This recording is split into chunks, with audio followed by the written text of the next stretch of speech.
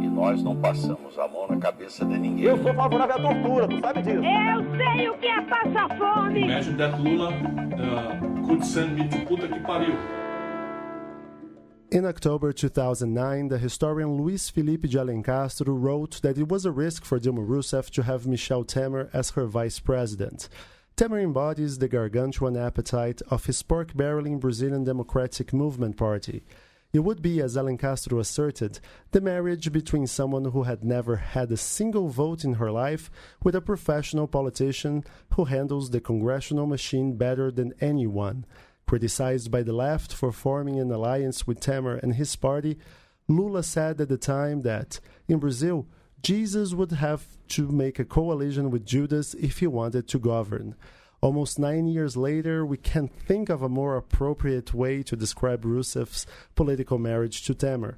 In 2016, Temer actively conspired to get Rousseff removed from the presidency and has, as his reward, occupied Brazil's highest office since May 2016. In 2 months, Brazilians will choose a new president. But this past weekend, it was our candidates' turn to choose their running mates, and we will explain why that matters. My name is Gustavo Ribeiro, and this is Explaining Brazil.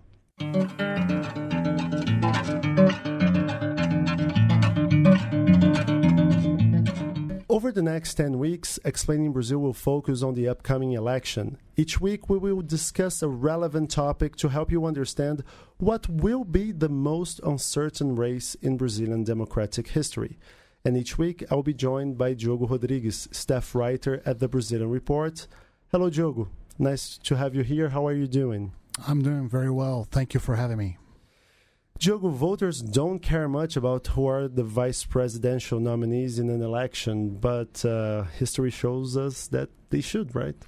Yes, they definitely should. And recent history shows us that the vice president has a big chance of taking office before, the actual president finishes his term. So only to talk about 3 recent examples. José Sarney took office in 1985 after Tancredo Neves died before taking office. After him, Itamar Temer took office when... Itamar Franco. Itamar Franco took office. I'm getting to Temer. Itamar Franco took office after Fernando Collor was impeached in 1992. And now, recently, we've had the example of Michel Temer taking office when Dilma Rousseff was ousted by, Congress in 2016.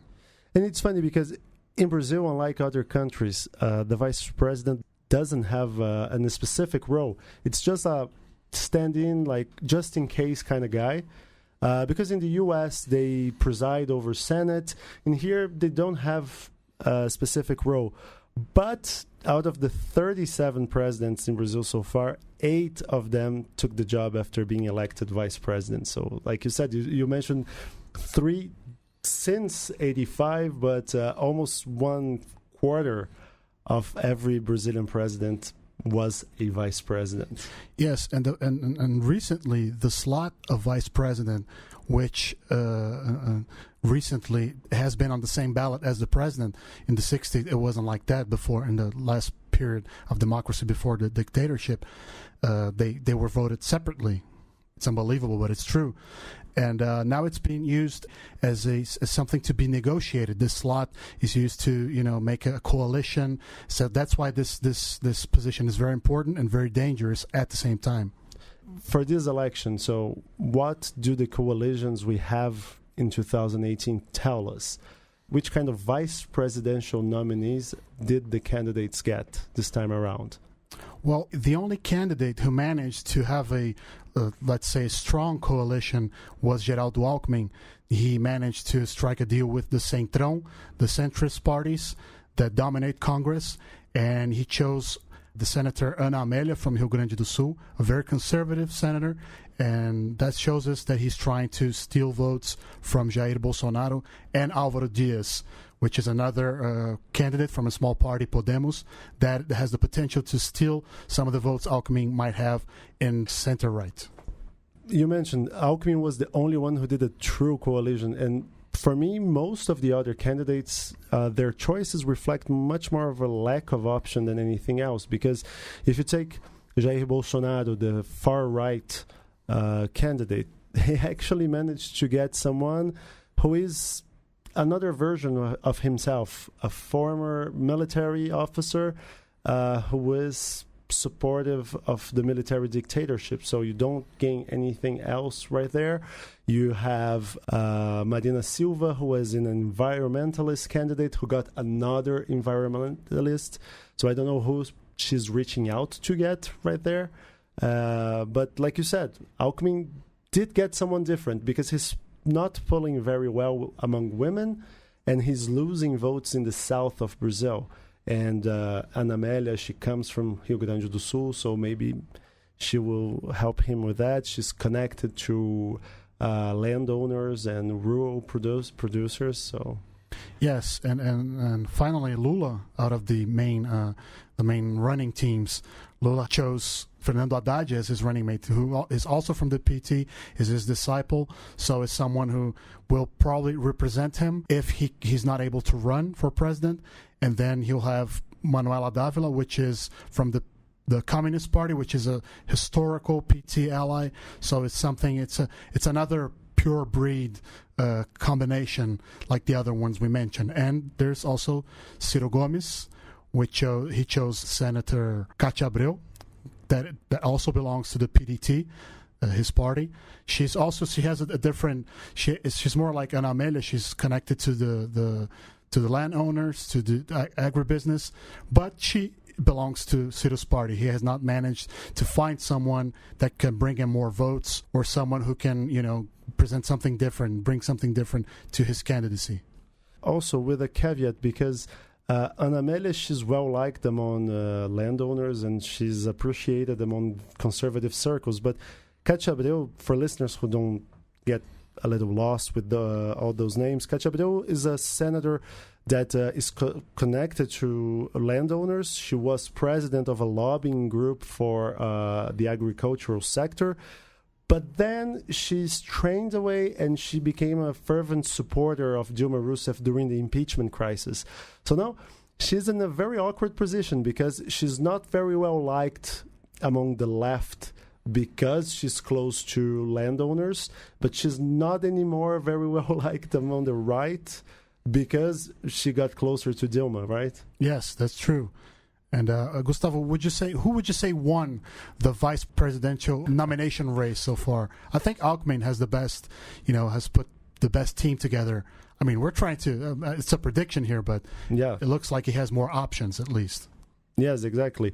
I think Alckmin comes with the best structured campaign in terms of traditional politics in Brazil. It doesn't mean he's going to win. He's still polling he has paltry numbers so far, around 6-7% of the votes. He's in fifth place only.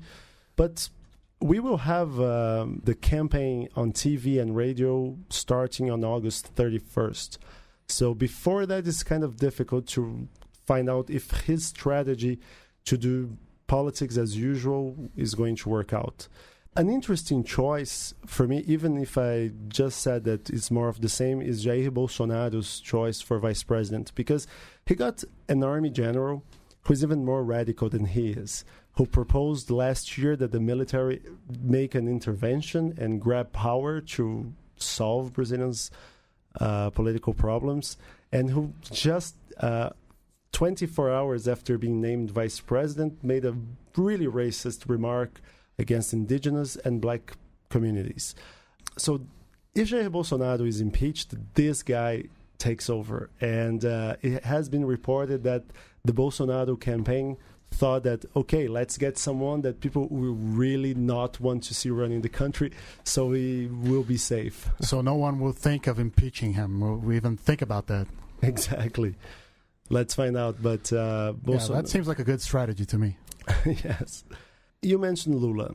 Lula named Fernando Haddad, who is a former mayor of São Paulo, as his running mate, but he won't be his running mate regardless of what happened. Can you just explain to readers what's behind the Workers' Party's strategy? Because we still don't know if Lula will be on the ballot yet, The only certainty we have right now is that Fernando Haddad won't be as the VP nominee.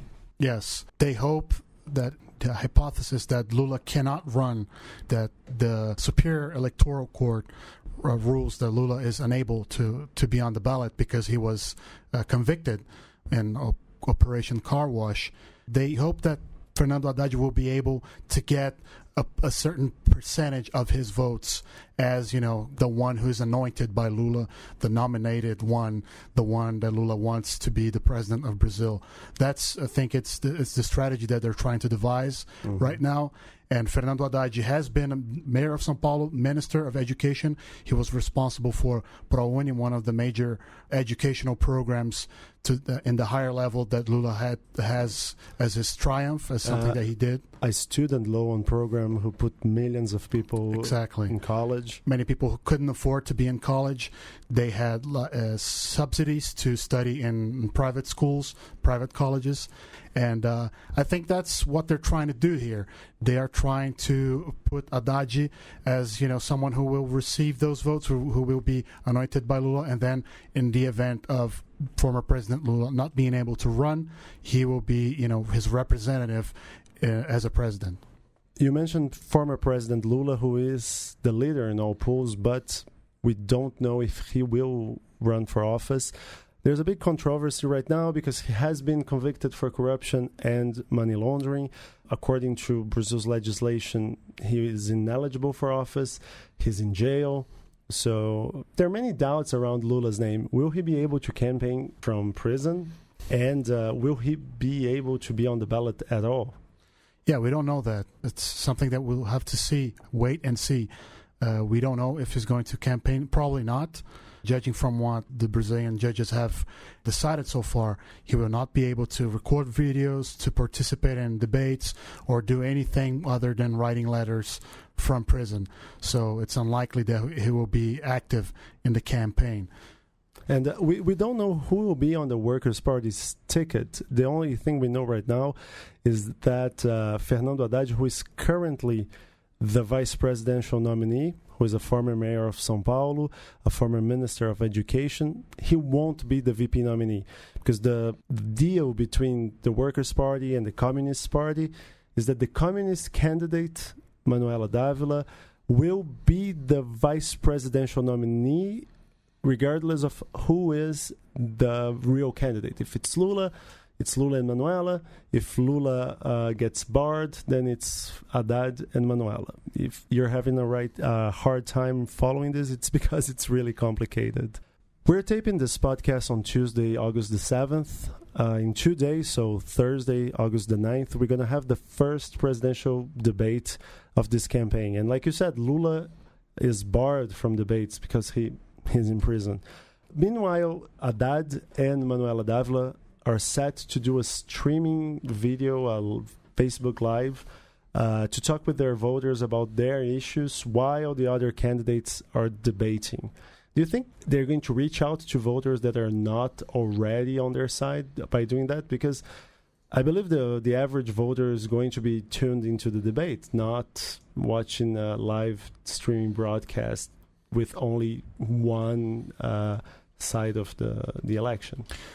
Yeah, it would be like a missed opportunity for the Workers' Party because not being in a debate that's going to be broadcast to the whole nation is something that, it's bad for your campaign. And the internet, we know that the internet tends to form the so-called bubbles, and they're going to broadcast it over, Lula's Facebook page or Haddad's Facebook page. They're likely to reach only the people that already like him. They're already planning to vote on them. So I think, they're going to miss out on a lot, and they're going to miss out on the opportunity of debating the other candidates, of doing a standoff with Jair Bolsonaro, with Geraldo Alckmin. And I think this is something that's very bad for Lula's campaign or whoever ends up being the candidate for the Workers' Party. Right now, the last polls we have, it's from 2 months ago from Datafolha, which is the most reliable Brazilian polling institute. We have, if Lula is not in the race, Jair Bolsonaro with 19% of the votes, then Marina Silva with 15% of the votes, Ciro Gomes, Geraldo Alckmin, and Álvaro Dias. Who do you think is more well-positioned right now to make a run for the runoff stage? Well, this is it's a very hard question, Gustavo. This is very hard. I mean, like you said, this is one of the most thrilling, not to say scary, elections we've had in several years. And I think that, I tend to think that the candidates who are in parties or in coalitions that already have a structure, a party structure, that have, governments and they have congressmen all over the country, they tend to have a little advantage at this point because they have more TV time in the electoral time on television that is mandatory, and they have more money because they're big parties and they have national penetration. So I tend to think the history shows us that the biggest parties like PT and PSDB, or the centrist parties that have that are very well established, tend to be a little bit more adventurous, but it's anyone's guess at this point. What we've seen in terms of the coalitions, back what you're saying, at least on the party's perspective, that's what they are betting, that the election is going to follow the same pattern they have for the past 30 years. Yes. If you see on the left, the Workers' Party and Lula did everything they could to isolate Ciro Gomes and leave him with just under a minute every day to talk to voters. And we have to realize also that half of the Brazilian population doesn't have internet at home. They may have a smartphone, they may access internet in a restaurant or a cafe, but they don't have at home. So TV might still play a big part in shaping their votes. So the left alienated Ciro Gomes and ostracized him, and the right flocked around Geraldo Alckmin. He is going to have half of the time for free TV and radio airtime. Do you think we're going to have the same old polarization, Workers' Party versus the Social Democrats? Well, I think it's definitely a possibility. Judging from what specialists have been saying and studying, like Alberto Carlos Almeida, which is a political scientist that has been studying the voting patterns in Brazil, and he has shown that it's very unusual for the voting pattern that creates a polarization between the PT and the PSDB, the centrist left and the centrist right, to be changed now because of the whole context we have here. Of course, we have Jair Bolsonaro, which is unpredictable how he's going to perform. But like you said, Brazilians watch a lot of TV. Most of Brazilians own a TV, and not all of them have a permanent internet access. So I think that we're going to see what's more important. Now, I think this is one of the important things that we're going to see in this election is how far the internet can go in influencing politics. For a fact, an election. We're going to see what's more important, or if they have equal importance, the TV and the internet. Now it's going to be like, I'm not going to say a showdown. We're going to have evidence of how powerful the internet really is right now in Brazil, and how powerful TV still is in Brazil. Exactly, Diogo, because this is definitely the first election that we're going to have social media playing a big role. If you compare last time around in 2014, only 36% of Brazilian adults were on social media, and only 15% of them had a smartphone. Now, 54% own a smartphone and 53% are on social media. We really don't have any evidence to compare with. This is going to be study case number one. Whoever tells you that they know what's going to happen and how much social media is going to play a role is guessing. Exactly. Diogo, thanks very much. This is our first podcast on Brazil's 2018 election. For the next 10 weeks, we're going to discuss every week a different topic and help you understand what's going on. It's not going to be easy, but we'll do our best to explain Brazil's presidential election and what's going on in our 27 states. Diogo, thank you very much for being here. Thank you. I'll see you next week. If you like this podcast, please take a look at our website. It's Brazilian.report. Every day we have new content about Brazil's politics, economics, and society. We also have exclusive newsletter services if you want to be briefed on what's going on in Brazil before starting your day. Subscribe now to our free trial and enjoy all of our content for 14 days. It's really for free. You don't have to put any credit card information. You can also follow us on Facebook, Twitter, or Instagram. Our handle is @Brazilian Report. That's all for now. See you next week.